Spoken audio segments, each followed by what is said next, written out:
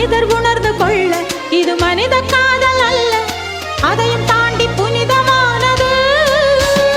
அபிராமியே தாலாட்டும் சாமியே நான் தானே தெரியுமா? சிவகாமியே சிவனில் நீயும் பாதியே அதுவும் உனக்கு புரியுமா?